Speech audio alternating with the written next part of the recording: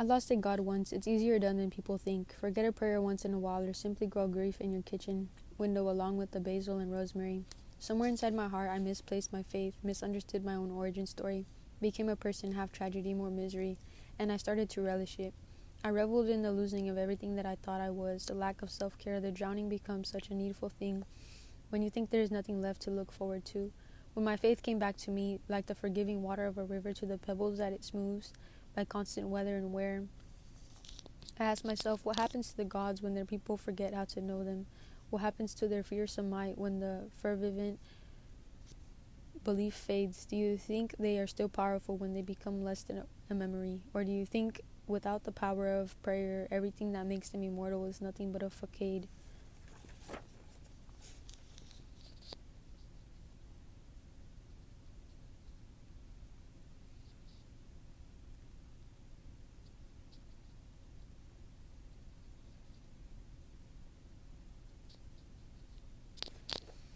Chaos. Edward Lorenz, the mathematician, father of chaos theory, defines chaos as when the present determines the future, but the approximate present does not approximately determine the future, which loosely translated means no one knows how the consequences of our actions will truly play out, and try as we might, we will never be the masters of our destiny.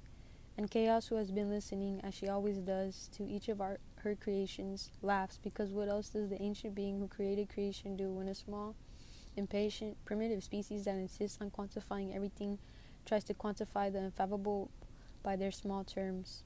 And as she laughs, the cosmos ripples, and the whole galaxies fall apart.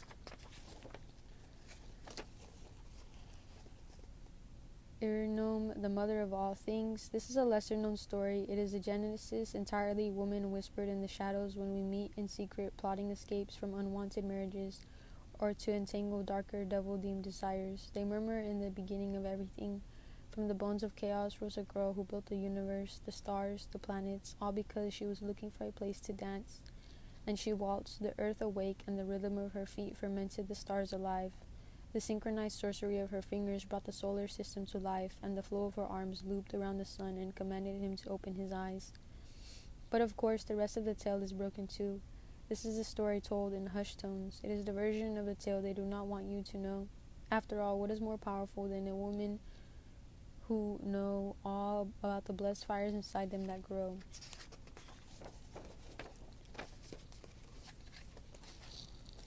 You were so strange and vibrant in your ink-black glory. Even I, your own mother, did not know how to name you. Your siblings, their names came easily because none resonated with the vivid silver purity and vibrant green poison of you. You were named eons after your birth because often names become manifestations, but rarely do manifestations become their names. So instead I chose to let you fly free and ink the universe with the dark shroud you were born in, your screams echoing into a cosmos that did not know how to be ready for your dark requiem, your cries a warning to prepare for what was to come from your birth. O Nyx, daughter of mine, mother to both violent death and restful sleep, gentle dreams and putrid nightmares, home to all things both terrifying and glorious, patron saint of murderers and lovers alike, I never told you how to inherit the paradox or how to make it your birthright. You who wove stars into your hair as a girl and equally let them freckle your skin, held the moon up as looking glass and bewitched existence for eternity. You who turns the nightly view of man-made cities instead into the jeweled throats of queens hiding evil inside your bosom whilst holding sacred in your womb. You who turns children's sleep into fairy tale lands and knows how to make your brother's hell's innermost sanctum your home. And yet, lest they forget how to honor the night, they will forever remember that it is from your ribcage they received Hemera and Aether, miraculous day and singular light. Next to Erebus, why are passions prettier in the dark? I hear mortals ask each other. Are demons allowed to fall in love? Children ask their mothers. Yes, we are, before their very eyes. When we sweep through their lands, I wish they could see the tenderness in the way the darkness takes the night's hand.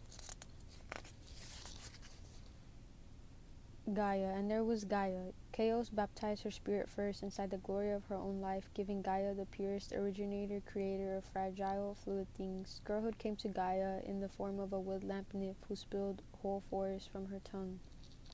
She breathed alive the most verdant of greens and the warmest of mahoganies and chestnut and delicate leaf and sturdy bark. It was Gaia who first pulled a pin from her hair and carved out the hills from her own skin. The deer were her vowels and the birds were her consonants. She swore, and predators formed sharks and lions. Animals were her language. Before even the notion of language was invented, this life-bringer who expressed gentler words in lush grass, sculpting volcanoes from what her siblings thought unremarkable, she showed them how devastating beauty was constructed from ordinary things. A primordial love story. What do you give to Gaia, the inventor who made the world? What does she need to fill her hands that are already full of bounty beyond all our wildest dreams? You make her curious about love. You ask her if she ever felt an embrace. You tell her about the wholeness of a heart that knows how to beat for itself and another. You teach her how to hold molecules and paint them bold azure and soft cherry blossom, golds and creams. Let them float upwards into the air high. You watch her fall in love as she creates the majestic dome and names him her perfect mate, Orenos the sky.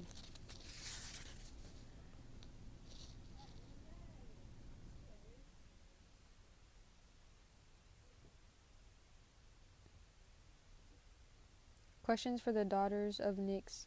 Apati, how do you bear it? The broken heart of betrayal coming from all the countless hearts you let your deceivers tear to shreds with their lies.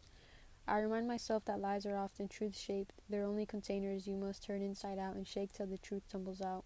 Wide-eyed and confused, blinking in a light it never thought it would see. Nemesis, does revenge ever tire you? Do the cries you craft with your scythe ever soften your heart? I was born to bring justice, not to feel pity for those who felt nothing but glee while building palaces out of the tears born from their treachery.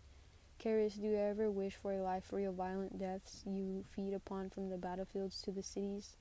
Not while people are still bringing us bodies, not while there are still corrupt old men sending unknowing boys to their deaths, not while the truth is a fire everyone sees and no one puts out, not while there is evil that needs eating, yet. Clolo Lacus Atropos, does anything spinning the yarns of fate not tire you? Do your fingers not feel heavy knowing you hold the fates of so many in your hands? Does the night ever tire of darkness? Does the sea ever tire of her own depths? Do the trees ever tire of their roots? Do mortals ever tire of looking for other mortals to call home? Oasis, is it hard knowing we only love you through our misery and never through our happier days? Why would you ever believe I want lifelong patrons, when it is my duty to ease people through their heartache and guide them through their pain? It is my duty to help you find the light at the end of each tunnel, for she is my sister, her mirror of the day.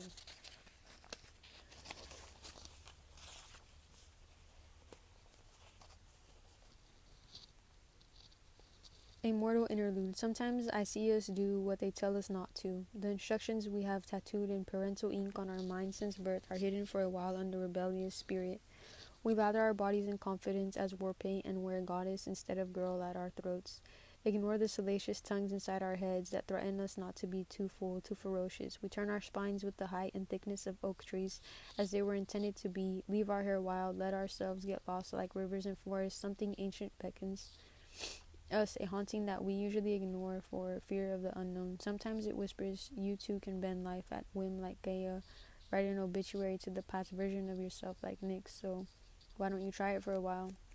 Sometimes I see us unwrap ourselves from mortal and turn primordial just for a little while, as though inside us a soft meadow of magic molly has suddenly grown. Sometimes I watch girl become goddess, and the metamorphosis is more magnificent than anything I have ever known.